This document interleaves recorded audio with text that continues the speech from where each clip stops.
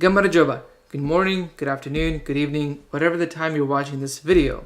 If you're new to this channel, welcome. This channel is about me vlogging myself, going into rabbit hole of in-depth, of doing other reviews, because my usual reviews is reviewing videography related only, which I do on my other channel, which is Warrior Videographer. And I'll link everything down below, or you can wait until the end of the video. There will be a circle and it will link to my first channel. This is my second channel. And if you haven't subscribed to this channel, feel free to subscribe. I wanted to do a vlog video on Saturday. I set up my camera, I was ready to make a video to film, and I put my dial on auto. Because usually both of these channels, Warrior Videographer and David Overcuff Vlogs, I usually film on manual, and always I film on manual. I never go to other settings on my dial on my Canon 80D, so I'm always on manual. But for vlogging, I wanted to go on auto so the camera would do everything for me. I've came to so many issues putting on auto, and this is why I'm making this video, to show you audience of what happens when you go on auto. And I had a very small window to figure everything out, because I was in a hurry. I needed to pick up some sunglasses. To who those sunglasses I'm going to give out, you gotta subscribe to find out. So I did not vlog a video for that day, Saturday, because I noticed so many issues with auto, and I just left my DSLR at home. So this is why I'm making this very short video of what is the best filming setting for vlogging. And even as you can tell, this title of this video. Right now, I'm recording on the Aputure V Mic D2. I did a review of this mic, and hopefully Aputure can update their shotgun mic. That'll be awesome. Maybe it's going to be called Aputure V Mic D3, or maybe they'll give it a different name for it. So hopefully they'll reset on the NAB, which is coming this weekend on April 7th. My whole exposure triangle is on manual, and my recording is on manual. But I will show you how I set up my shotgun mic. So right now you're hearing me on the manual dial of the Canon 80D. So this is just a sound test of you hearing me. So sound test 1, 2, 3. Sensitivity level, I think it's like 8, 9. I couldn't see the numbers, they were too small. So I'm gonna stop recording this video and I'm gonna switch to auto, and you will see what happens when I go on auto on the dial. And of course it is your free decision to go on auto or manual. So right now it's on manual, so I'm going to switch it to auto. So this is auto. The camera right now is doing everything for me, so I have no control at all. And also with the, as you can hear, the audio is completely crap. And on auto you can't adjust the decibels on the Canon 80D. I'm going to show you right now that you can't adjust anything. Even if I put all the way down my sensitivity wheel, so I'm going to put it all the way down. Testing sound 1, 2, 3, testing sound 1, 2, 3. And this is all the way the lowest sensitivity as I can get. And you can still hear there's a lot of feedback of the sound. So this is one major, huge problem for going on auto that I've realized on Saturday. That's why I left filming. I said, no, I'm gonna figure this out on another day. So yeah, as you can hear, the sound quality is completely crap. The reason why I had my lav mic on is that I wanted to switch over to my S7 Edge to record right away with my lav mic. So as you can see right now, I'm on auto dial mode on the Canon 80D.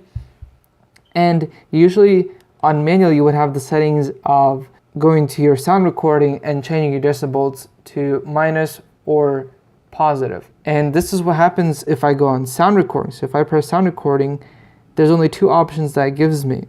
It gives me off or on. Now if I turn it off, it will turn off my shotgun mic and not even record it on my Canon 80D.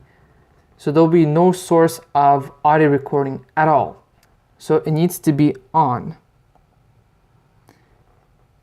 And this is the only setting that you actually can go to for your sound recording. This is one problem with auto, and it's huge because sound quality is key for great videos. So if you want to make a really good video, you need to have always good audio. This thing is very key for great videos for vlogging. So auto was complete fail. Now, how would you film on manual? And I'll show you. This Aputure V Mic D2 has a built-in preamp, so you can adjust your sensitivity from 1 to 10, and also adjust on the Canon 80D for sound recording, which is awesome. That's why I can't wait until Aputure brings out a new shotgun mic, and hopefully I can review it. That'll be so awesome. Right now I'm recording on manual, everything is manual. And I did a video of review of this Aputure V Mic D2. I will link everything. So this is your usual manual, so you can adjust your exposure. Exposure meaning your aperture shutter and ISO. There's really key features in manual that you actually can have a auto on the exposure triangle. Best video setting for vlogging is dial mode on manual. But there's some things that I want to show you that you can do on manual, the best way you can make it for your video of vlogging. So I'm going to jump back to my S7 Edge and show the settings. My shutter speed is 1/60th of a second because I'm filming at 30 frames per second. I put my lens cap so it'll be a lot better view of all the settings. And notice that you have so you would see that 60, that is your shutter speed, then that 5.6, that is your aperture. Aperture refers to the fact of how much you're bringing into the light into the lens. So if I press that, it gives me this. Now, notice there's no auto. There's completely no auto. Even if I go on shutter speed, there's no auto. Now, on the right side, you would see ISO. Now, if I press ISO, if I go all the way to the right, you will notice there's auto. And that is a key feature that you can do for the best video settings for vlogging. You can put your ISO on auto, so it's gonna adjust the sensitivity of light. So if you are in a dark room or a very bright, overexposed room, the ISO will adjust automatically on its own. All you have to worry about is your aperture, which you can leave it at like 10 or 11 and you should be fine. So if I change my settings to like f11 stop, that is perfect. You can adjust it on that. And then your shutter speed, you just let your shutter speed just be of double the frames per second that you're actually filming, which is your FPS. Because I'm recording right now at 30 frames per second, 1080p, 30 frames per second, double that, that'll be 60.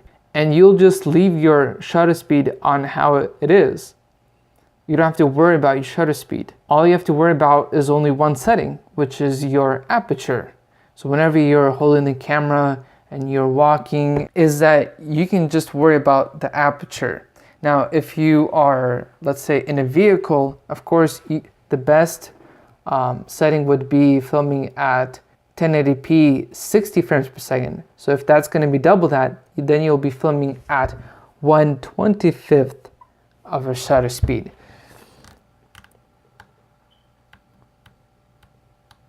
Right there, 1/25th. That could be slow motion, or you're driving a vehicle and you don't want that blurriness of vehicles passing by.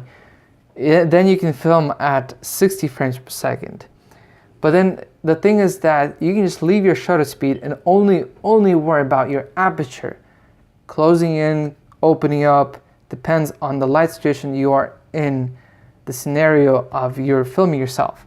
And that's it. The ISO, you don't have to worry about. It's just going to be automatically doesn't on its own. So it's going to do everything for you on the ISO. On top of all of that, your sound quality is going to be amazing.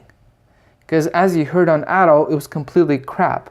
So on this, so if I go into my settings, you would notice that there's a setting on manual. If I press that, notice that it's not on auto, it is on manual, because you don't want on auto. What happens on auto, it'll be the same sound quality as you heard when I went on the dial mode on auto. And if you go to manual, you would see this recording level. So I was recording about there. That is perfect right there. The way I always record my audio is right about there. It is perfect for me. I just want to be in the relaxed position voice, as right now I'm speaking and in my normal volume speaking volume, which I feel comfortable speaking to you audience, and it's where I can just talk for a very long time. If I raise my voice and talk like this all the time, I'll get exhausted from talking for a long time. So I'm going to talk in a normal speaking volume. I don't want to go over the 12 because then it's peaking, and you don't want to have peaking. What happens is that when you peak, you would hear this very like scratchy noise, and you don't want that. And I don't want to raise my my decibels on my Canon 80D because I want to keep it as low as I can, so that on the sensitivity level on my V Mic D2 shotgun mic, that I can just adjust it to where I would barely hear feedback. Now, of course, you would hear my fridge running because it's right against my table. I can't do anything about the fridge. Of course, I can move my fridge, but I don't want to do that.